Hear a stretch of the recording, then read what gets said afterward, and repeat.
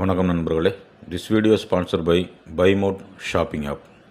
பைமோட் shopping app one of the online shopping app. This video sponsor by பைமோட் shopping app. வணக்கம் நண்பர்களே. இன்றைய பதிவிலே நாம் காண இருப்பது என்னவென்றால், இளையராஜா, இசைஞானி இளையராஜா.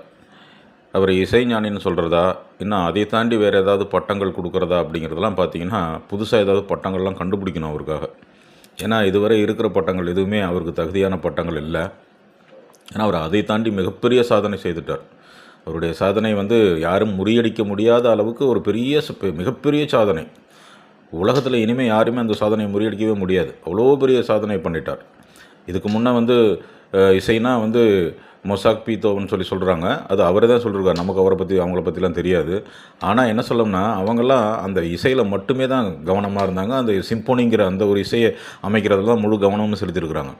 ஆனால் நம்ம இளையராஜா என்ன பண்ணியிருக்காரு, 1500 படங்களுக்கு இசையமைச்சிட்டு ஏகப்பட்ட ஆல்பங்களை கொடுத்துட்டு, அது 82வது வயதில் இந்த ஒரு சிம்போனியை அமைக்கிறார் அப்படின்னா, அதுவும் ஒரு லண்டன் மாநகரத்தில் அவங்களே வியந்து பார்க்குறாங்க. ஏன்னா அவங்க இதுமாதிரி பல சிம்பொனி இசைச்சிருக்காங்க. அவங்களுக்கே இவ்வளோ பெரிய அளவில் இவர் பண்ணியிருக்காருங்கிற மாதிரி மிக ஆச்சரியமான ஒரு லெவலில் செஞ்சுருக்கிறார். அவருடைய இப்போ சாதனைகளை பாராட்டுறதுக்கு வார்த்தைகளே கிடையாது. புதிய வார்த்தைகள்லாம் கண்டுபிடிக்கணும்.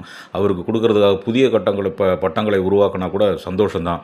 ஏன்னா உலகமே அவரை கொண்டாடுது. ஆனால் நம்ம தமிழ் மக்கள்னால் அதில் ஒரு சாராரை தான் சொல்கிறோம். ஒரு 10% பேர் அவர் தூத்துறதுக்குன்னே இருக்கான்.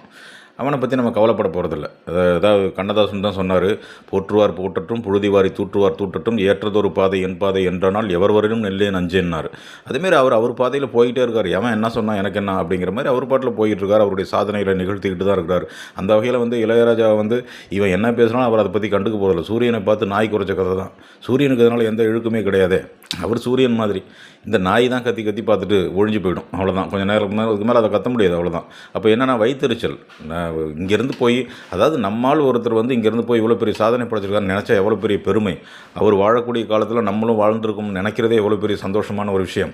இதெல்லாம் விட்டுட்டு அவரை எப்படி போயிட்டு வன்மத்தோடு அவரை அணுகலாம், அவர் மேலே எந்த குற்றம் சாட்டலாம். லிடியன் அவருக்கு உதவி செஞ்சுதான் சொல்கிறானோ, என்ன சொல்கிறது. அந்த பையனோட வயசு என்ன, இவரோட வயசு என்ன, இவருடைய அனுபவத்தில் ஒரு 4 5 ஒரு பங்கு கூட அந்த பையனுக்கு வயசு கிடையாது. அவர் இசை மேதையாக இருக்கலாம். ஆனாலும் என்ன சொல்கிறது, இவரோட ஒப்பிடும்போது அது ஒப்பிடவே கூடாது. அவருக்கும் இவருக்கும் என்ன ஏணி வச்சாலும் எட்டாது. அந்த பையனே அதை ஒத்துக்க மாட்டார். அப்போ அப்படிங்கும்போது இதெல்லாம் மிகப்பெரிய வன்மத்தினுடைய வெளிப்பாடு தான் நண்பர்களே. அதனால் நம்ம இளையராஜா நம்ம போற்றுவோம். அவரை சாதாரணமாலாம் வெறும் வார்த்தைகளால் போட்டுருன்னா பத்தாது. அவர் மனசுக்குள்ளே தினம் நம்மலாம் கொண்டாடுறோம். அரசாங்கமும் அவருக்கு வேண்டிய அங்கீகாரத்தை கொடுக்கறதுக்கு தயாராக இருக்கிறாங்க. இப்போ நம்ம அரசு சார்பாக அவருடைய 50வது ஆண்டு விழா அடுத்த 2026 பிறந்துச்சுன்னா வரப்போகுது. அதுக்கு முன்னாடியே கூட அந்த விழா எடுக்கிறதுக்கான வாய்ப்புகள் இருக்குங்கிற மாதிரி சொல்லிக்கிறாங்க. அதனால் இதுவரை அவருக்கு செய்யாத ஒரு மிகப்பெரிய மரியாதையை இந்த தமிழ்நாடு அரசாங்கமும் மத்திய அரசாங்கமும் செய்யணும். மத்திய அரசாங்கம் கண்டிப்பாக அவருக்கு நம்ம இந்தியாவினுடைய உயரிய விருதான பாரத ரத்னா விருதை கொடுக்கணும். நம்ம பெரும்பாலும் அவங்க இறந்து போன பிற்பாடு கொடுப்பாங்க. அது வேஸ்ட்டு. அவர் இருக்கும்போதே அதை கொடுத்து அவரை சந்தோஷப்படுத்துகிறது தானே ஒரு நல்ல ஒரு அரசுக்கு ஒரு மரியாதையாக அழகாக இருக்கும். அதனால் அவருக்கு இந்த இந்திய நாட்டினுடைய உயரிய விருதை கொடுத்து அவரை மிகப்பெரிய அளவில் கௌரவப்படுத்தணும் அப்படிங்கிறது தான் நம்மளுடைய எல்லாருடைய விருப்பமுமே. மற்றவன் என்ன பேசினாலும் அவர் அதை பற்றி கவலைப்பட போகிறதில்ல. அவர் அடுத்த கட்ட லெவலுக்குள்ளே போயிட்டார். நான் 13 நாடுகளில் போயிட்டு இதை அரங்கேற்ற போகிறேன் அப்படின்னு சொல்கிறாரு.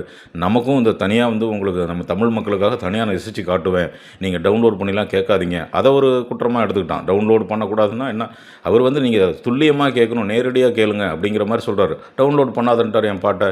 எது எடுத்தாலும் குற்றம் கண்டுபிடிக்கிறது தான் வேலையா? என்ன சொல்கிறது. இந்த ஆட்கள் கூட இவரெலாம் என்ன சொல்கிறது, இவர் இந்த காலத்தில் வாழ்கிறதுங்கிறதே மிக ஒரு கஷ்டமான ஒரு விஷயந்தான். அவரெலாம் எப்போது வாழ்ந்து போயிருக்க வேண்டியவர். அப்போ கொண்டாடி இருப்பாங்க. ஆனால் இப்போ மீடியாக்கள் வந்ததுனால அவரை கொண்டாடுறதுக்கு வேண்டிய மீடியாக்கள்லாம் அவர் திண்டாட வைக்குது. பரவாயில்ல, அதனுடைய விளைவுகளை அவங்களே அனுபவிப்பாங்க. அவர் என்றென்றும் உயர்ந்தவர் தான். அவரை அடிச்சுக்கிறதுக்கு யாராலையும் முடியாது. அவருடைய சாதனைகளை முறியடிக்க அவரே திருப்பியும் பிறந்து வந்தால் மட்டும்தான் முடியுமே ஒழிய வேறு யாராலையும் முடியாது. அதனால் இசைஞானுடைய புகழை போற்றுவோம் நண்பர்களே. நன்றி நண்பர்களே, நன்றி, வணக்கம்.